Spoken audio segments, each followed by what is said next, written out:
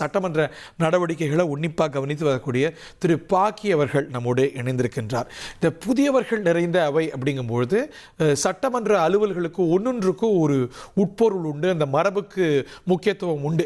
இப்போ நீங்கள் முதலமைச்சரை விழித்தெல்லாம் பேச முடியாது, நீங்கள் ஒரு பொதுக்கூட்ட மேடையில் பேசுவதெல்லாம் போல பேச முடியாது. ஒவ்வொரு வாசகமும் மாண்புமிகு பேரவைத் தலைவரே அப்படின்னு சேரை அட்ரஸ் பண்ணி தான் பேச முடியும். எதிர்கட்சியில் இருக்கிறவங்களையோ உறுப்பினர்கள் அட்ரஸ் பண்ணியோ முதலமைச்சரை நோக்கியோ பேச முடியாது. ஒவ்வொரு வாசகமும் பேரவைத் தலைவரை நோக்கித்தான் இருக்கணும் அப்படிங்கிறதெல்லாம் நிறைய நுணுக்கங்கள் இந்த சட்டமன்ற அலுவல்களுக்கு இருக்கு அப்படிங்கிறத பார்க்கின்றோம். 0 ஹவருக்கு ஒரு விதி, நேரமில்லா நேரத்துக்கு ஒரு விதி, இப்படின்னு ஒவ்வொன்றுக்கும் அட்டென்ஷன் மோஷனுக்கு ஒரு விதி அப்படின்னு நிறைய நுணுக்கங்கள் நிறைந்தது சட்டமன்ற பேரவையுடைய அலுவல்கள். ஸோ இது இளையோர் நிறைந்த அவை அப்படிங்கிறதுனால அந்த டிஃப்ரென்சஸை இப்போ அவங்களுக்கான இந்த நுணுக்கங்களை அறிதலை எப்படி அதை செய்வாங்க? சட்டமன்ற செயலகம் செய்யுமா, இல்லை மூத்த முன்னோடிகள் அதை செய்வாங்களா? இந்த அவைக்கு முன்னாடி இருக்கக்கூடிய இந்த சேலஞ்சஸை எப்படி அட்ரஸ் பண்ணுவாங்க? எப்பவுமே புதிதாக சட்டப்பேரவை உறுப்பினர்களா பொறுப்பேற்கிறவங்களுக்கு அரசு அவையினுடைய நடவடிக்கைகள் எப்படியெல்லாம் பேசணும் அப்படிங்கிற சில மரபுகள் இருக்கு. உதாரணமா நீங்க சொன்னீங்க இல்லையா, பேரவை தலைவரை தான் நோக்கிதான் கேட்கணும். மாண்புமிகு பேரவைத் தலைவர்களை முதலமைச்சர் மூலமாக இதை உங்கள் மூலமாக முதலமைச்சரிடமிருந்து பதில் பெற்று முதலமைச்சர் கிட்ட உரையாட முடியாது, முதலமைச்சர் பேச முடியாது. ஆனா பேரவைத் தலைவர் உங்கள் வாயிலாக நான் தெரிந்து கொள்ள விரும்புகின்றேன் அப்படின்னு பேரவைத் தலைவரை தான் அட்ரஸ் பண்ணுவோம், சேரை தான் அட்ரஸ் பண்ணணும். அதுதான் முறை ஒன்று. அப்புறம் சொற்களே கூட எந்த மாதிரி சொற்கள் பயன்படுத்த, பொய்ன்னு சொல்லக்கூடாது. பொய் உண்மைக்கு அன்பார்லிமெண்டரி லாங்குவேஜ், பொய் உண்மைக்கு மாறானங்கிறது தான் அதோட ஆல்டர்னேட். அது ஒண்ணு. கை தட்டக்கூடாது சட்டப்பேரவையில, மேஜையை தான் தட்டணும். அந்த மாதிரி நிறைய நடைமுறைகள் இருக்கு. அப்புறம் கால் அட்டென்ஷன் நோட்டீஸ், கவன ஈர்ப்பு தீர்மானம், ஒழுங்கு பிரச்சனை, பாயிண்ட் ஆஃப் ஆர்டர், அப்புறம் இந்த மாதிரி பல்வேறு அக்கேஷன்ல எப்படியெல்லாம் உறுப்பினர் பேசுவதற்கு பேரவைத் தலைவரிடம் அனுமதி கேட்குவதற்கான நடைமுறை, ஒரு நோட்டீஸ் கொடுத்தாங்களே எவ்வளவு நாளுக்கு முன்னாடி கொடுக்கணும், என்ன கண்டென்ட், இது மாதிரி பல விஷயங்கள் இருக்கு. கடந்த காலங்கள் இது எனக்கு நான் அறிந்த வரையில் நான் 86 சட்ட மேலவை சட்டப்பேரவையில கவர் பண்ணிருக்கேன். சோ இதை இப்ப நமக்கு ஒரு கான்டெக்ஸ்டுக்கு விளக்கிடுவோம். தமிழ்நாட்டுக்கு ஒரு காலத்துல சட்டமன்ற மேலவையும் இருந்தது, பை கேமரல் லெஜிஸ்லேச்சர் இருந்தது, அது அபாலிஷ் செய்யப்பட்டது 1986ல. நாங்கெல்லாம் கவர் பண்ணிருக்கோம். அதுக்கப்புறம் வந்த தலைமுறை சட்ட மேலவை Tamil Nadu had a bicameral legislature, அதாவது நாடாளுமன்ற மக்களவை மாநிலங்களவைன்னு எப்படி 2 அவைகள் இருக்கோ அது போல தமிழ்நாட்டுக்கு ஒரு காலத்துல 2 அவைகள் இருந்தது. மக்களவை, இன்னொரு அதாவது லெஜிஸ்லேட்டிவ் அசெம்பிளி, அதுக்கு எப்படி சொல்லுவோம் நம்ம, அதாவது Tamil Nadu legislative assembly, legislative council, MLC, MLA. தமிழ்ல என்ன சொல்லுவோம், சட்டமன்ற மேலவை பொதுவான வார்த்தை, சட்டமன்ற மேலவை, சட்டமன்ற பேரவை. அதுல உறுப்பினர்களா இருக்கிறவங்களை எம்எல்சின்னு சொல்லுவோம். இந்த அவையில இருக்கிறவங்கள மக்களால் தேர்ந்தெடுக்கப்பட்ட அவையை எம்எல்ஏன்னு சொல்றோம். ஒரு சுவாரஸ்யமான தகவல் சொல்ல, இப்ப நமக்கு கவுன்சில் இல்ல, லெஜிஸ்லேட்டிவ் கவுன்சில் இல்லாட்டா கூட ஒருத்தர் சட்ட மேலவை மூலமாக ஒரு அமைச்சராயிருக்காருன்னு வச்சுங்களேன், அமைச்சராக சட்டப்பேரவைக்குள் வரலாம் அமைச்சர் என்கிற முறையில. ஆனா அவர் எம்எல்ஏவா பதவி ஏற்க முடியாது. எம்எல்ஏ இப்ப நம்ம பாக்குறோம்ல, திருமதி நிர்மலா சீதாராமன் மத்திய அமைச்சர், அவங்க ராஜ்யசபாலையும் கூட செயல்பட முடியும். ஜெய்சங்கர் அவங்க எல்லாம் கரெக்ட், ஒரு உதாரணத்துக்கு சொல்லும் பொழுது.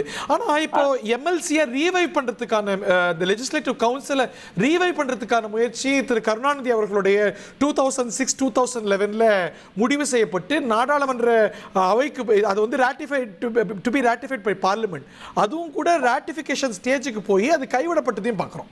அந்த ரீவைவ் ஒரு தகவலை சொல்லி ஆகணும், பல பேருக்கு தெரியாது.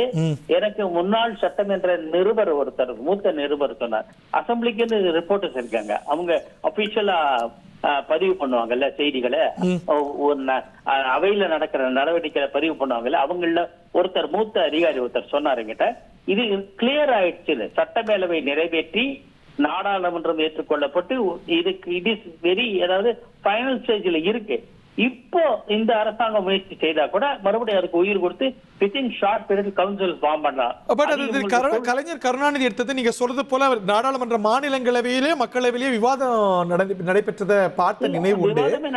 விபி சிங் காலத்திலயும் இல்ல அது நீங்க சொல்றது போல ஃபைனல் ஸ்டேஜுக்கு போச்சு.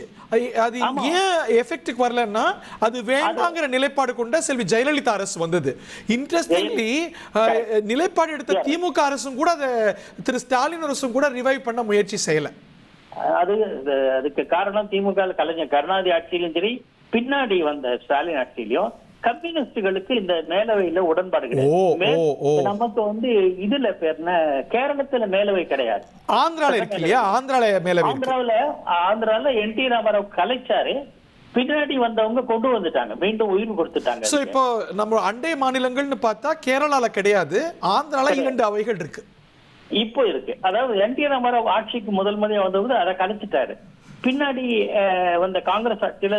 இன்ட்ரெஸ்டிங்லி மக்களால தேர்ந்தெடுக்கப்படாத நியமன உறுப்பினர் அந்த எம்எல்சியா வந்தவங்க ஆந்திரால அமைச்சர்களெல்லாம் இருக்கிறாங்க இல்லையா?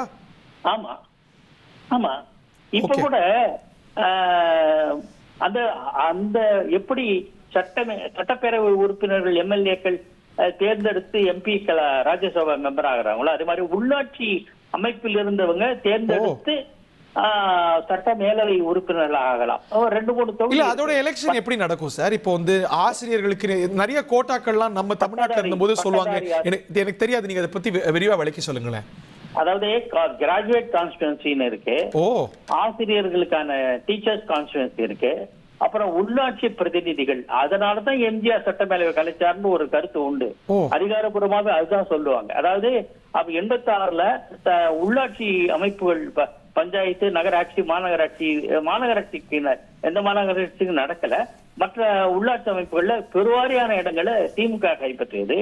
ஆகையினால அவங்களால அதிகமா எம்எல்சிக்கள் தேர்ந்தெடுக்கப்பட்டால் சட்டப்பேரவையில நாம நிறைவேற்ற தீர்மானத்தை அவங்க முறியடிக்க கூடும். கலைஞர் கருணாநிதியும் அப்போ மேலவை உறுப்பினராக இருந்தனால எம்ஜிஆர் அதுக்கு அது வேண்டான்னு தவிர்ப்பதற்காக சட்ட மேலவையை கலைத்தார் என்கிற கருத்து கூட உண்டு. Make India great again. மக்களாட்சி அமையணும். மோடியினுடைய கேரண்டியை தான் மக்கள் நம்புவாங்க. வெற்றி கூட்டணி அமையும் அமையும். எக்ஸ்பிரஸ் வேக செய்திகளில் இது இடைநில்லா பேருந்து.